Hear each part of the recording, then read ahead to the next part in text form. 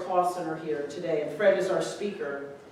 I know Fred to just be not just an ordinary good guy, great person, wonderful, trustworthy, hardworking, dedicated. When he takes something on, he really does take it on. And it's a privilege to know you both and have you here. Let me tell you a little bit about Fred. He's an educator, author, and motivational speaker who has spent over 40 years in public education. He enjoyed a successful career as a teacher, coach, and athletic administrator. Fred is the past president of the Texas High School Athletic Directors Association after having served as president in 2007 and 2008. He was honored as the High School Athletic Director of the Year for the state of Texas in 2008 and selected for induction into the Texas High School Athletic Directors Hall of Honor in 2009. He currently serves as the District Director of Athletic Programs for the Dallas County Community College District and the Dallas Metro Athletic Conference Commissioner. Fred has also served for 6 years on the Board of Directors of Unity Church of Dallas, most recently as a board president. His relationship with Unity began in 1987. His life experiences have led him on a variety of spiritual quests, but the Unity core messages of unconditional love and prosperity consciousness have always drawn him back.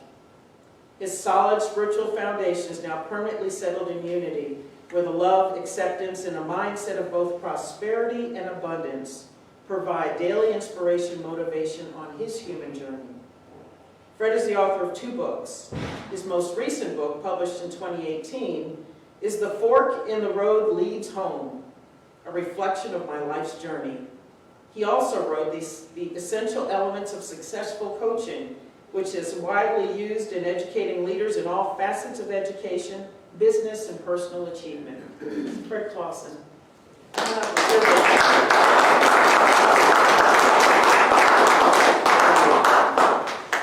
Thank you, Kim, for such a gracious introduction. I appreciate it. It's good to be here with you today. As you could hear, I have a coaching background. I was an athlete when I was in college and high school, and then moved on to coaching. I actually coached here in Garland. My last active coaching job was at South Garland High School. Then I went into administration as I moved over into Irving ISD as the assistant athletic director, and then for 10 years as the athletic director for the Grand Prairie Independent School District and on the board of directors for the state association. So I may not be as polished as some of the people that speak before you because I have that old coaching background and kind of that old raspy voice that comes out.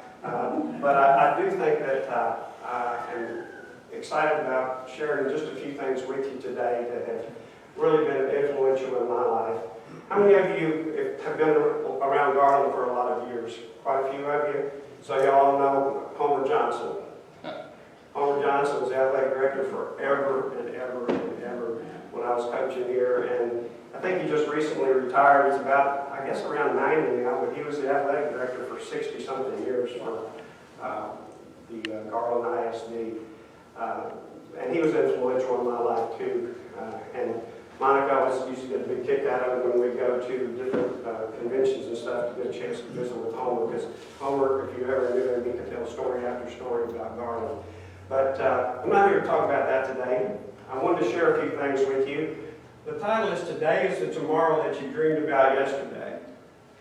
Now, if you think about that, we live basically in a realm of today. And sometimes we end up getting caught back in what happened in our life yesterday. And we're either there or we're looking forward to what is going to happen tomorrow. But the catch in that is, at midnight tonight, today is going to be what is now tomorrow. So what my message is really going to be about is how do we live in the moment? How do we live today? How do we not get hung up on the things of our past that may have beat us down or may have brought us up? It just depends on where your past was and what you did and how it worked out for you. Basically, our past is what our education has been, what we've learned along the way. We can't go back and be in that any further, no matter how much we think about it. And we all do. We all think about, hey, What happened to me when I was a child? What happened to me when I was in school? What happened to me when I was in this relationship, or what if I was in this church, or whatever the situation?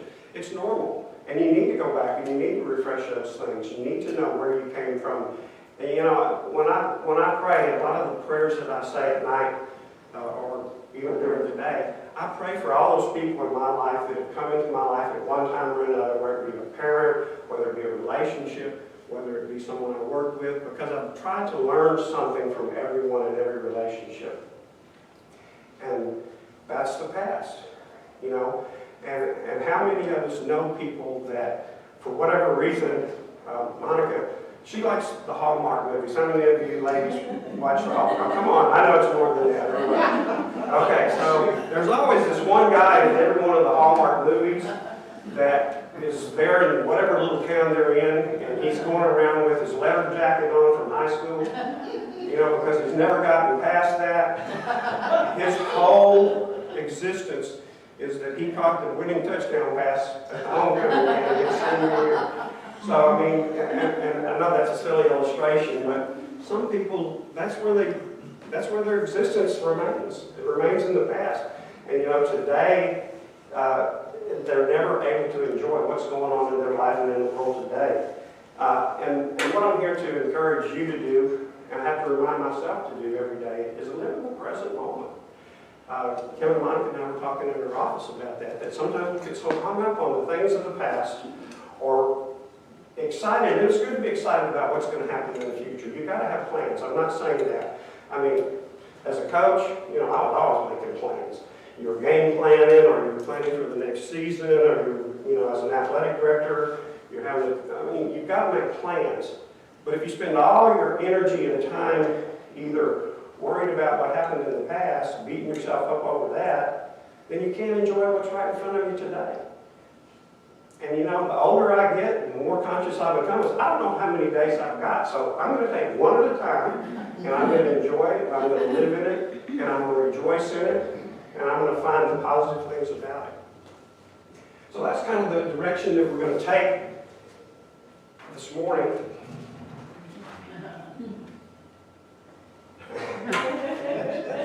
Story that I want to share with you about this sign, and this is a true sign. This is not something that I went and found on Facebook. I'm driving down 183 from Irving to my job as in downtown Dallas, and this sign almost causes me to have a wreck. Because in my profession and being brought up in Texas, I knew a different rendition of that particular wreck, which I won't mention here today. But shift happens, and you know, it's real big, and I see it, and I go, well, okay, it's a foundation company, and they're trying to just put some advertising out. So I go on down, think nothing about it. A week later, I'm driving up the toll road, heading north on the toll road. Boom, same sign. I go, okay, universe, you've got my attention, so, you know, I need to pay more attention to evaluation and looking at not the foundation of my home, but the foundation of what's going on inside me.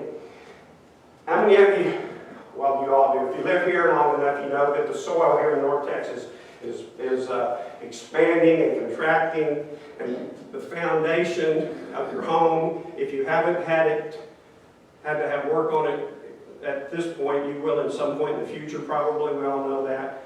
And the problem with that is that we have to look at ourselves. What is my foundation? What is your foundation?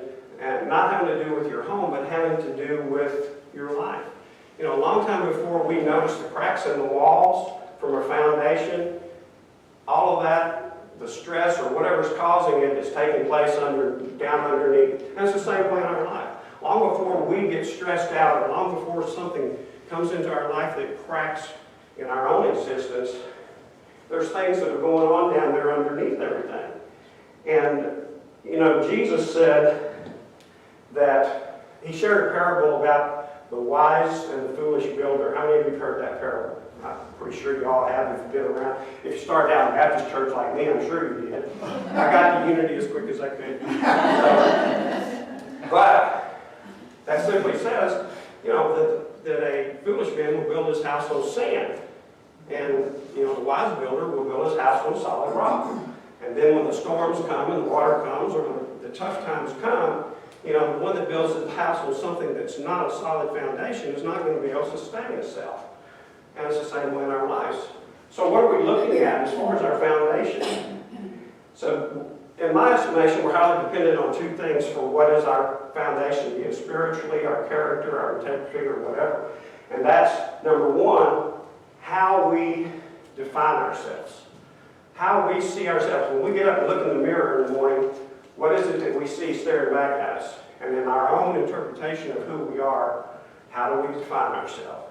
And the other thing is, what are the principles that we use to live our life by on a daily basis? And those are the things that I use to gauge my life. So, what is it that defines us? You heard my resume: teacher, coach, athletic director, blah, blah, blah, all of that. That's not who I am. Those were my titles. But a lot of times we get hung up on, he's a doctor, he's a lawyer, she's a teacher. I used to hate it when I was an athletic director, and I would have 140 coaches at all the different schools, and I would talk to a young coach, and I'd say, well, what do you do? Well, I'm just a junior high coach. And in that one they were bringing themselves down to the point to say, well, I'm not really important because I'm just a junior high coach, or I'm just this, or I'm just that. And so how do we look at ourselves? How do we define ourselves? Again, do we define ourselves by how much money we have in the bank? Do we define ourselves by how much, what car we drive? Those kind of things. When I was a teenager, and probably same with you, everybody wanted to have a fancy car. And for the guys, they thought it was going to make a difference in the dates they would get if they had a fancier car. So having that was a status symbol. But it really didn't define who you were, or who I was, or who anyone was, because you have a great bank account, or because you have, we know people that have great bank accounts, but the rest of their life is in the pits. Money can't buy you a lot of things. You can have a great title in front of your name, and it still doesn't make that much of a difference when it comes down to some of the points that you have to look at for making your life successful. How would you like, and what terms would you like to describe yourself when others talk about you? Those are the most important things to me. What are my children, what are my friends, what are my coworkers going to say about me? If this were my funeral today and someone was giving a eulogy, hopefully there would be some kind words that they would say. What would they be? I would like them to say that I was kind, I was thoughtful, that I was loving, that I was caring, that I was generous. Same things that we all want. Same things that we all want. And those are the things that I would like to have define me. And I'm sure that as I go through my daily routine and the things that I do, again, I get up every morning and my prayer is, let me go out and be a blessing to someone today. I am so blessed in so many ways. And then when you look at the rest of the world, even though sometimes we do have problems and we do have issues, and it's not to say that the things in our life on a daily basis aren't important, they are. But at the same time, being able to look past that and count our blessings, which we've heard all our life, count your blessings. Sometimes we get buried off of that message to the point that we let the little things, the little daily things in life, being hung up in traffic, or the guy that cuts you off in traffic, can ruin your whole day if you allow them to. But it's more important, as like I said, is I want people to be able to define me as time goes on by those personality traits that mean that I'm a kind and loving and generous person, more than that I was an athletic director or a coach or a teacher or whatever it was. So, how do we get to that point in our life? How did I get to that point? And basically, when I share this with you, I'm telling you how I got to that point. I found unity in 1987, and I was looking for a path. I was raised Baptist, and I won't get into all of that, but at the same time, that just did not make sense to me after a while. That spiritual path was not the one. In fact, it was the one that caused me not to do anything for a long time as far as my spiritual self. And some of y'all can relate to that. But I found this simple game plan, and it's our basic unity principles. And I have really simplified them. You can extend it out a little further, but I'm trying to make this as simplistic as I can. When I was coaching and having to explain things to athletes, I found out that the simpler, the more direct, the more less fluff kind of stuff that I could say would make it register and easier to remember. So, again, learning to live in the present moment. Number one, I knew I needed to plan. Coach always needed a plan. You got to have a plan, you know. And sometimes the plan has to change too on an instant. But the basic unity principles: God is, I am, I think, I pray, I do. And one of our friends, who's now the spiritual leader at Unity of the Hill Country, Beverly Pryor, taught us this. And she said, I can do it on one hand. God is, I am, I think, I pray, and I do. And I've always remembered that. So that's why I wanted to share this simplicity with you. And then we need instruction. That's all well and good, but what does that mean? How do I use that? So we're going to talk about each one of those just a little bit in just a minute. But at the same time, we need some instruction in that. We need some education in that. And also we need some love and support. And that's what this group is all about. You come here, however, on Sundays or at other times that you might show up during the week, because you're like-minded people and you like to talk to people that are like-minded, and you want to share things and you want to learn more and you want to be advised on things. And it helps to have that support group. My personal support group is there at Unity of Dallas. Okay, we have all kinds of different activities and opportunities, and then reading books and things like that that are important. So, as we move into these in particular, God is good and in everything. So God is, number one. And it's become more and more increasingly valuable for me. And when I walk out into nature, when I walk out into the world today, I have trained myself to look for God in everything. You know, there's good in everything, even the worst situations. Even people that we are not really excited about being around, God's there. We just have to look maybe a little harder to find it, or hopefully we can do something to help bring it out and to help their God to come to the surface. But every little thing becomes valuable when you see God in everything. And I believe that's true. We need to take time in our present moment to look for God and see God. You know, it's easy to see. I see the beautiful stained glass, and you see all the different, the trees and the leaves. How many times you go out in nature and look and notice that the roots of the tree have the same configuration almost as the limbs of the tree? One's just underground. The other thing is, when I started studying science, because I was a science teacher, the arteries and capillaries of our body, they're the same kind of, it's the same kind of formation. So God is in all of that. God is in everything. And we need to realize that God's not hiding. You know, it used to be, for a long time, it was, well, God is dead.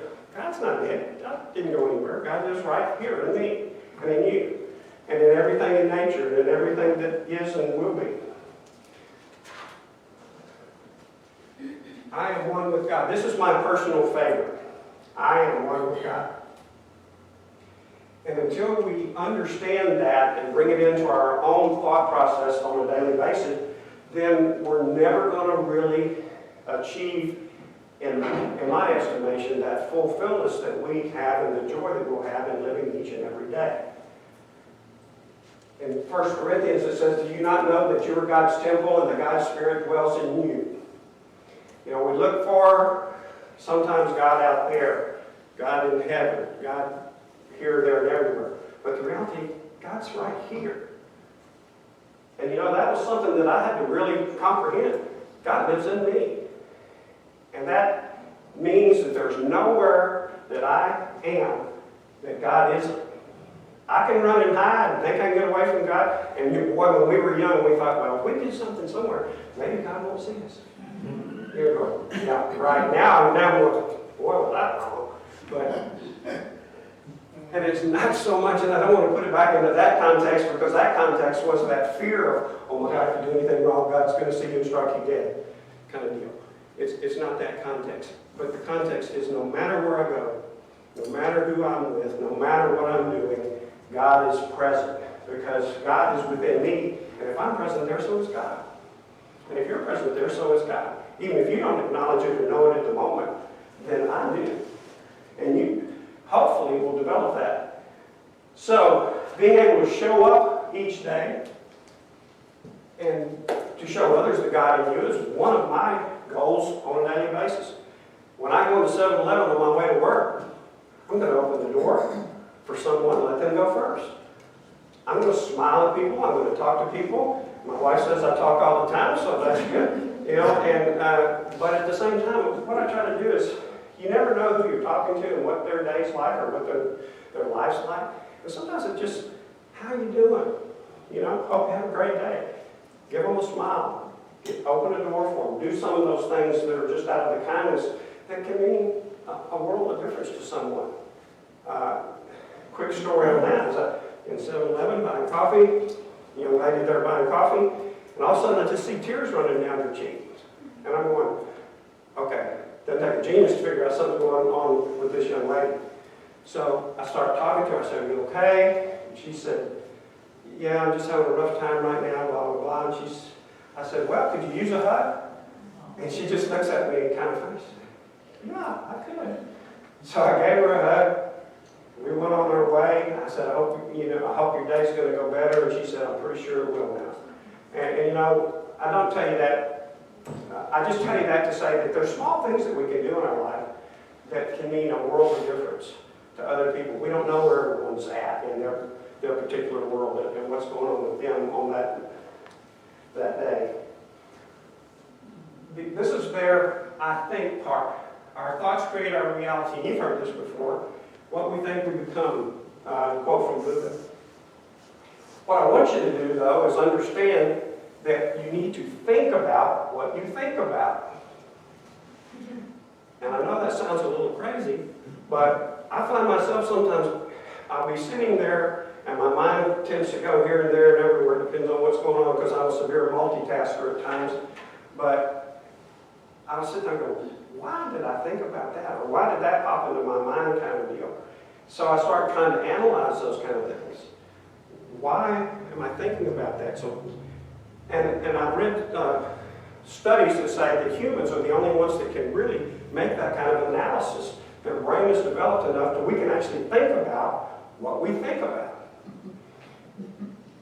And then go, hey, that's a good thought. Or hey, wow, where'd that come from? I need to get that, Because there's sometimes that, that we feel like that something's going on in our life or something's going on at work or somebody's been tacky to us in some way and that thought goes, I'd just like to wring their neck. And that's your mind, and then you're sitting there going, probably shouldn't have thought that. Because you don't want it to manifest into reality. But, we got to think about what we think about. Be aware, stay focused. You can either beat yourself up thinking about all those things from yesterday, but we can't go back and redo any of that. We can't go back and relive that part. We just have to take that part as our education. Whether it was the lumps we took or whether it was the great things we experienced, that's there. Learn from it. Make whatever adjustments, just like a coach at halftime. You figure out what's going on in the first half. If it's going well, you don't adjust a whole lot. But if it's not going well, you go in there and make some adjustments. Same way in life. If things are going well, maybe what you're doing is pretty good. You can tweak it a little bit. If things aren't going well, we need to find out what's going wrong and how we can adjust that and make a little bit of an adjustment.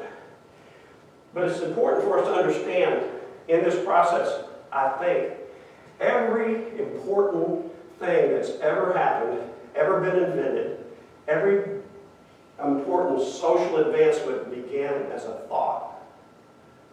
Somebody had that thought, and then they took that thought and expanded that thought. And then, as we move into this, our next thing is that I pray and meditate. The short part that I have there is I pray. And there's a little bit of a difference, and if you've been around Unity long enough, you'll know the difference between prayer and meditation. But what I want you to know, first and foremost, is we need to have communication. God is in here, but I need to be able to communicate with God. I need to be able to have that communication. And I can't do that unless at some point in my day I can quiet myself, I can remove myself from the hustle and bustle, and I can just spend some time, center myself, center my thoughts, and come into that present moment and share my feelings with God. When I pray to God, it's me talking. When I meditate, which means I sit down and I listen and I let Spirit kind of talk back to me or give me that feeling or that inspiration.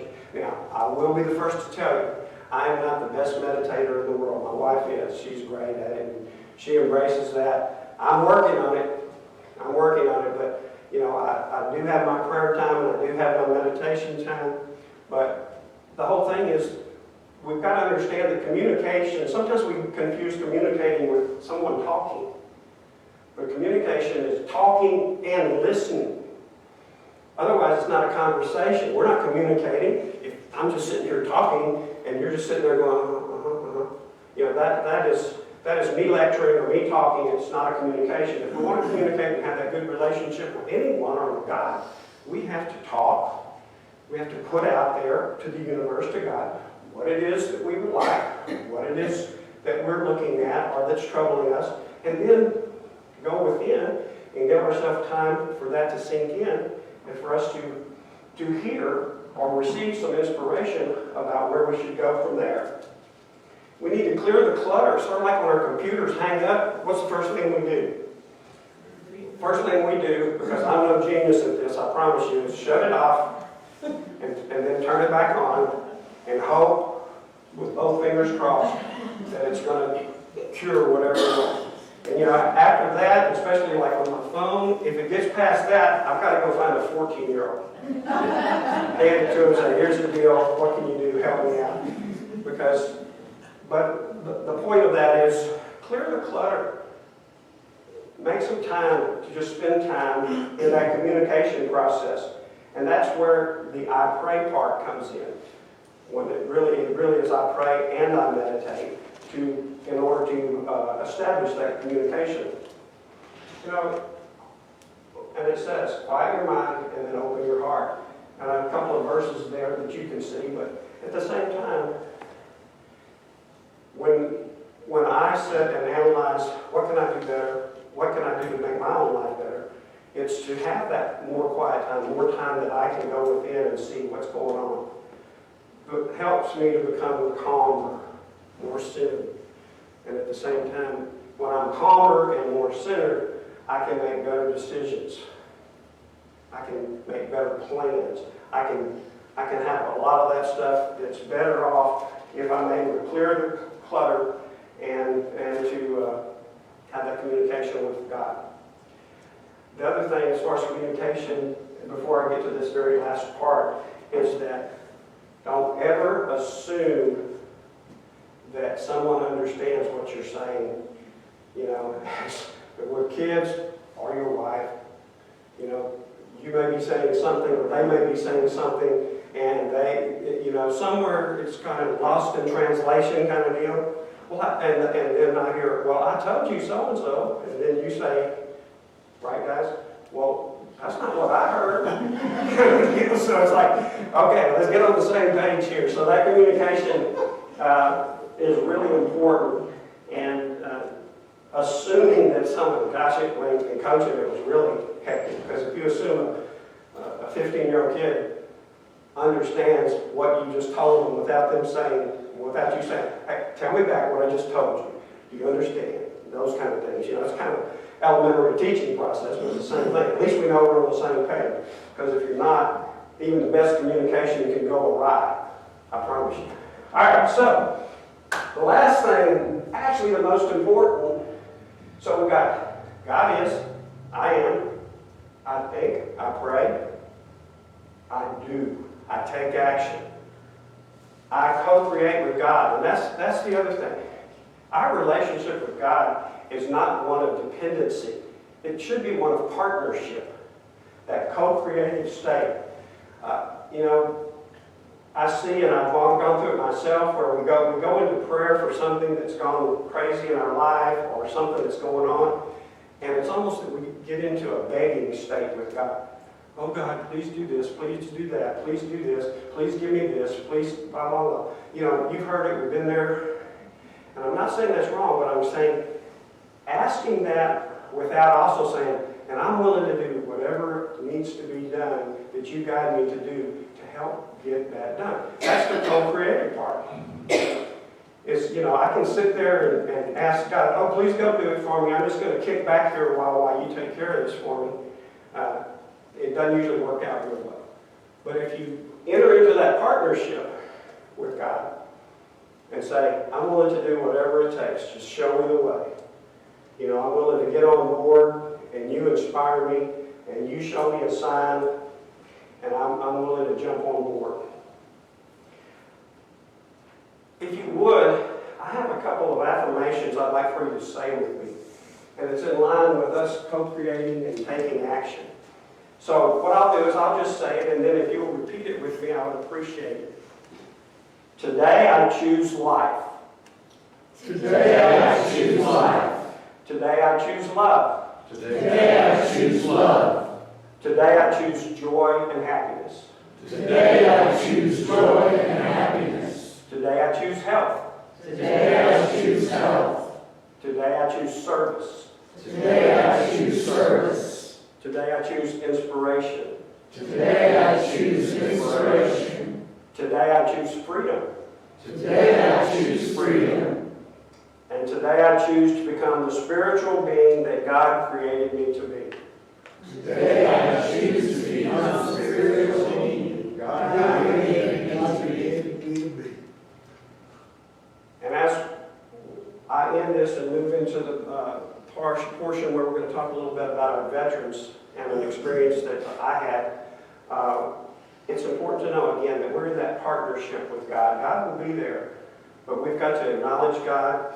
We've got to look for God in everything that's out there and around.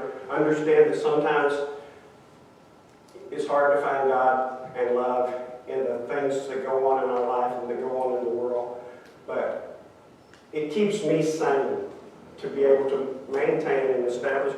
And by no means is my relationship with God perfect or done. It's a work in progress, just like everything else in my life. But I have to work on it daily. I have to address it daily. I have to be specific about it daily. I have to set time for it daily. And by doing that, I'm able to be a happier, more complete person. So, let's talk a little bit about tomorrow is Veterans Day, November the 11th. By the way, tomorrow's also my birthday. I was born on November the 11th. Back in the day when I was born, it was called Armistice Day, which was when World War I ended. But then it was changed to Veterans Day. I have a son who's a major in the Army and currently in Afghanistan. He's only been there about a month, be there about 8 more months. He's been deployed to other areas, but this is pretty much the hottest place he's been. So this is becoming even more important to me. His wife is also in the Army, and she is in Fort Drum in upstate New York, which is where he was deployed out of, along with our newest granddaughter, who's 1.5 years old. So all of you have had people that have served, or you served in the military. One of the trips that I always wanted to make, and one of the things that I wanted to see in my life, was to go to Normandy, to go on to walk on the beach and to see those places. And it always had such a very impactful place in my life. And then when you saw movies like Saving Private Ryan and a lot of those things, you understood the importance, if you didn't already, of what was done there and what veterans do for us on a day-to-day basis. And we're grateful and thankful for that. This is a very pretty picture that I actually took in the U.S. cemetery in Normandy. Now, the story about this is what I want to share with you. This was taken on our trip in 2011. And if you can see all the stones in the back, all the headstones, none of the others have flowers. So obviously I'm drawn to this beautiful flower thing, and I take that picture. Think nothing of it. It's a beautiful picture. It looks great in all my collection of pictures and everything. And it was very instrumental of our trip there. So let's fast forward to about November the 10th, 2015. Night before my birthday, night before Veterans Day. I wake up at midnight, I can't sleep, so I said, okay, I'm just going to go piddle on the computer. So I get up, I go piddle on the computer, I start going through all the different pictures from trips. Boom, this picture pops up. And so at this point, I say, I read the name William Reardon Jr., private, Massachusetts. He died July 26, 1944, after D-Day, somewhere in that area. So when I started Googling him, in the middle of the night, ironically, it came up that the Department of Veteran Services in Arlington, Massachusetts, I had no idea where it is, it's right outside of Boston, I've never been there, but they had named a wing of their building in honor of this particular soldier who was a private who had come from there. So I go, wow, that's interesting. So I get online, and I go to their website, and I send an email out. I said, hey, by the way, my name is Fred Clausen, and I took this picture at Normandy, and I didn't know if y'all wanted it, but if you want it, I'll send it to you. So send that email, go back to bed. Next morning I wake up, return email from the people at the Veteran Services. They go, oh my God, we've been trying for 4 or 5 years to get a picture of his headstone. And they said, we've called, and I finally got on the phone with the young man, and he said, we've called over there, we've sent letters over to the administrative offices, someone said they would snap a picture, nobody ever got us a picture, blah, blah, blah, this and that. Now we're trying to put a memorial into the room and the portion of the thing that they're dedicating to him, and we want a picture. And I said, well, I've got this one. And they said, well, that's great. And they were just excited. Here's the thing. This is the only headstone of about 3,000 in the cemetery that had flowers in front of it. That's why I took the picture 4 years earlier. So there's a little woo-woo going on there somewhere.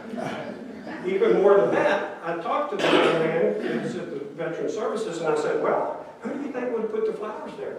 I said, does he have family over there? He said, no, he doesn't have any family over there. He says, in fact, none of his family have ever even been there. So what are the odds that in the middle of the cemetery in Normandy, these flowers are in front of that headstone? I take that picture, and then later it becomes,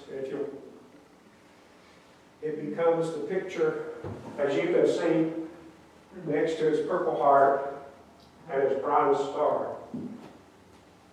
It's in that, and it kind of chokes me up. Anyway, I did something simple, thinking nothing about it on a particular day, that the universe or God or whatever the power later uses for the greater good. And we can all do that, even with the smallest things, because we don't really know what we can do today that is going to be a meaningful thing to another person or someone as we move forward into tomorrow. So I'm going to, in just a second, turn it over to Kim again, because she's got some things that she's going to visit with and honoring some of the veterans that you all are aware of. And but again, thank you for allowing me to visit with you. I would tell you this too, the book that Kim mentioned, I have a gift for each one of you today.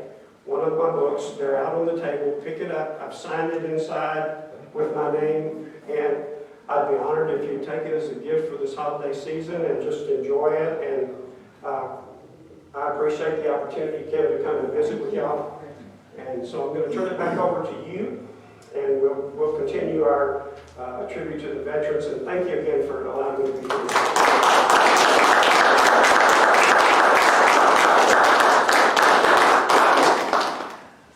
Thanks to our board president, Fred, we have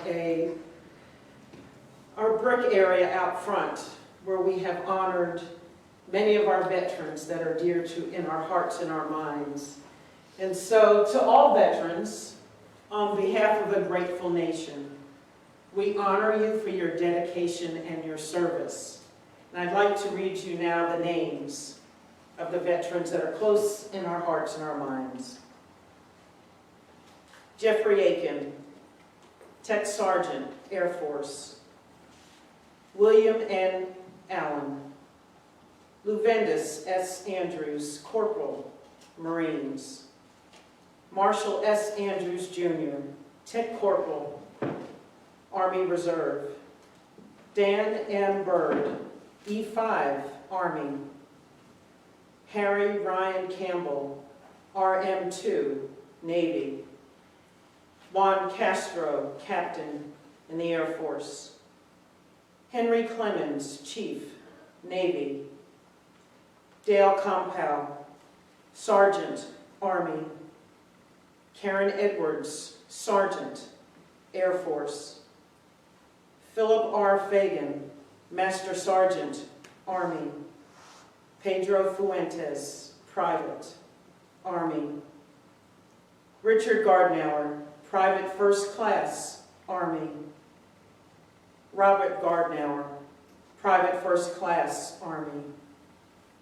Perry Gonzalez, Sergeant, Marines.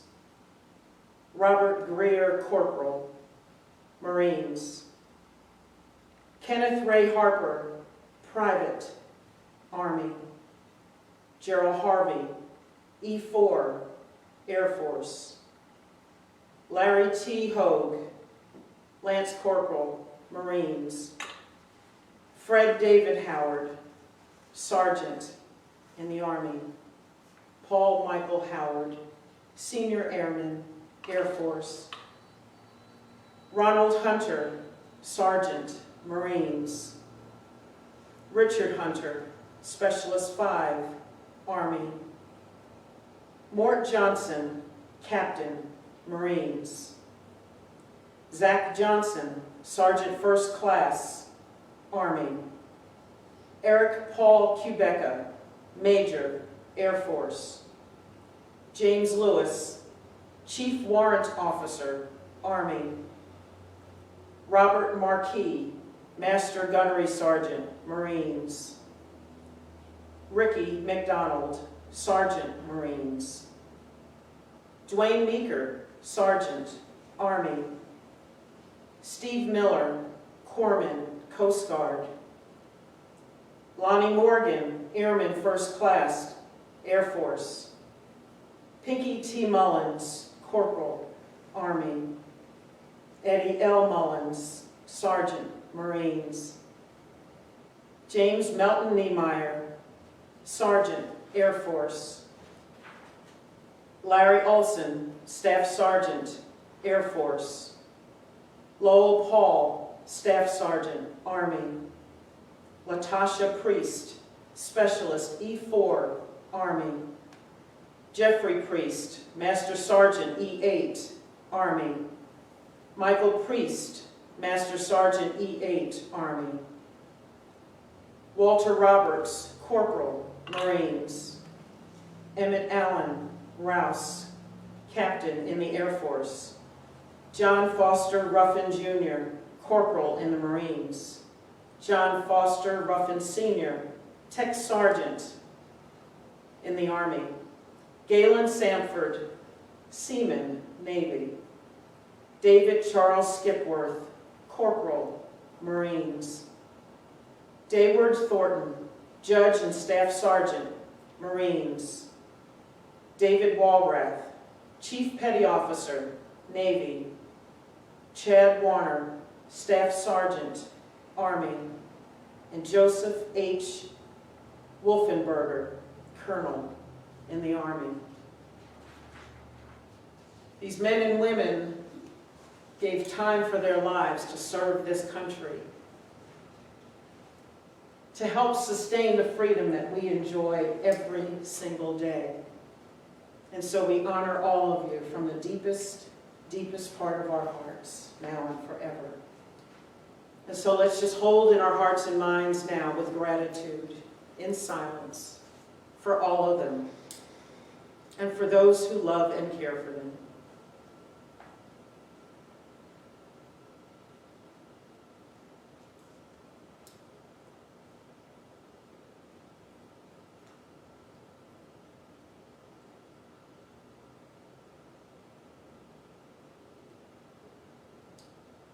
And so as we remain in this consciousness, let's now lift the names of those who may need prayer from us this day. People that we love who may be struggling with something, having challenges,